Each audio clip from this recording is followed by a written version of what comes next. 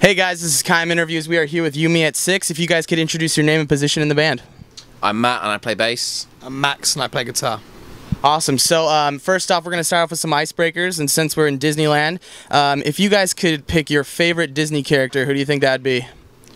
I'm going to go with Roger Rabbit. Okay. You know, he's old school. True that. He's basically taken my one. Oh. No, come on, mate. Who Framed Roger Rabbit was my kind of jam, you know. What about someone else in Roger Rabbit? Like Jessica Rabbit? No, I don't want to be Jessica Rabbit. She could touch it, but I don't know. She can touch it. Alright, so another icebreaker. If you guys could take one song from history and make it a Yumi at 6 song, like an original, what song do you think you'd choose? Good question.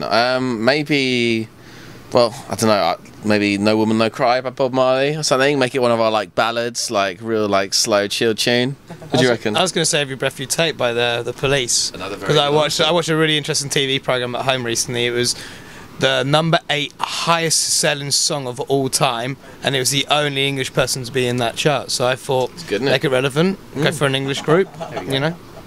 Alright, for sure. And last one, if you could take one song that's been existed, if you can go back in time and take it and make sure it never existed, what song would that be? Oh, I know. That Friday song by Jessica someone, or was it Jessica someone? Rebecca Black. That one, yeah, that's the one.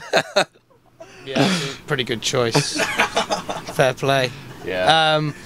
Checkmate. For me, yeah, he's pretty much got me in the hold there, hasn't he? He's a choker. Good answer. Yeah, it's a fantastic answer. That's hard. That is quite hard to say. What is worse than that?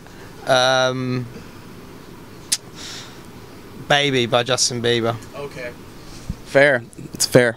Alright, so lastly, what is one thing you love about England that you wish America had? Things I love about England is mainly like the weather. I know everyone says it sucks, and it does kind of suck, but it's perfect for going out in like jeans and a hoodie. Like, you're the perfect temperature here. You're either too hot or it's clammy somewhere. I mean, I don't know. That's just me being English and negative about the weather. What about you? Coming from the place that has the most almighty food, I miss Nando's. Nando's is like, I don't know how it's not really got big over here, or why they haven't brought it over. What is it? It's like a chicken chain. Okay. But it's amazing. And there's a few in Washington, but nowhere else. So, need to get that over here, I'd say. Yeah, seriously. That's interesting. We have Chick-Fil-A. Have you guys had Chick-Fil-A? Dude, I love Chick-Fil-A. Me and Max can't get enough of Chick-Fil-A. Every time we see it, we're just like, yeah, spicy chicken deluxe. Spicy chicken deluxe. I think it's #4 with pepper jack cheese. Oh yeah. Chick-Fil-A sauce. Yep. Alright, so how's the tour been going so far, guys? Like, what have the fan reactions been like, and what are people digging? It's been great, to be honest with you. Yeah, it's been really cool. It's our first headline tour, so like, it's kind of weird to see sort of just your fans come out. Do you know what I mean? Because like, we've done the Pierce the Veil All Time Low tour last time, that went really well. But this is like, and like everything else like that before. So for us, and support tours before, so for us to play a longer set and play more songs that people want to hear has been really nice, and the reaction's been great as well. I think a lot more kids have been turning up than we expected to, but I think it's because over the years we've not really just jumped straight away for a headlining tour. I feel like we've kind of waited and kind of just been like teasing people for a bit. So yeah, I think that's been the best thing about it, you know. Yeah. So have you noticed when you come back to certain cities, like, oh my gosh, the crowd's grown? Like, is that cool to see? Yeah. Well, we noticed because this is like about week 1 into the tour, you know, like we've just done Texas and Arizona, and like already in those markets the shows have doubled in size from what we've lasted, you know, so really stoked on it. Yeah, it's pretty. We're doing like our Philadelphia show sold out in like 3 days as well, like 1,000 people, and we were just like, New York did what's going on there? Well. Yeah, it's so cool. That is sick. Yeah. What's the worst part about touring in America? The long drives. That's the worst part, I think. But then again, it's not even that bad because we're in a bus. But then again, when you're in a bus, you do sort of get cabin fever when you're in here for like sort of a 20-hour drive. You just want to sort of get out and stretch your legs, and you only get to stop off at gas stations, and it's just like full of interesting t-shirts. We did a really long drive down in south from Texas to Arizona, and like some of the truck stops, some of the t-shirts they had was so funny too. Like, that was like the best thing. Yeah, it's classic, isn't it? Yeah, we got a lot of weird stuff here. Yeah, I'd say for me it's like the weather change, because obviously you can come down south into like California area and it's really nice, and then you've got to go one side of the tour, especially in the fall. You go from heat to freezing cold weather, so like when you're packing your suitcase, it's like, right, I've got to take double the amount of clothes because we're going to go through different extremes of weather conditions. You didn't pack any shorts though, did you, mate? No, I didn't pack any shorts, no.